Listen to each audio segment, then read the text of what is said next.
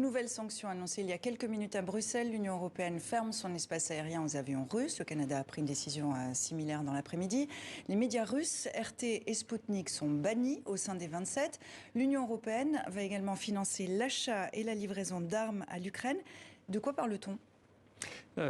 Si vous parlez des armes à fournir à l'Ukraine, je crois que ça va au-delà du symbole. On a vu qu'il y avait plusieurs pays de l'Union européenne, y compris des pays, j'allais dire, de puissance moyenne au terme militaire, qui vont fournir des armes. Ce sont des armes essentiellement, c'est-à-dire évidemment conventionnelles, de défense.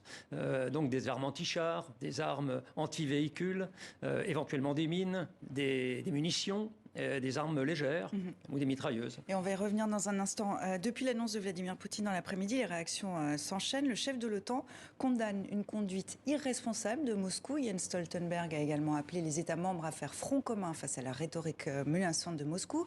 Je le cite encore, notre message est très clair. Les pays de l'OTAN se défendent et se protègent les uns les autres. L'OTAN ne veut pas de guerre avec la Russie. Vladimir Poutine fabrique des menaces. Voilà ce que dénonce la Maison-Blanche. Jean-Paul Perruche, est-ce qu'un pas a été franchi en direction d'une guerre nucléaire ou est-ce que Vladimir Poutine montre ses muscles, comme le laisse entendre Washington ? La question, à la suite de cette déclaration, effectivement, est la suivante. Est-ce que Vladimir Poutine joue au fou ou est-ce qu'il est fou ?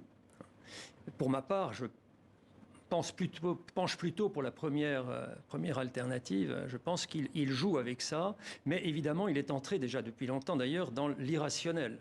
C'est-à-dire que les normes qui, en général, encadrent les relations, y compris conflictuelles, ont été complètement bouleversées.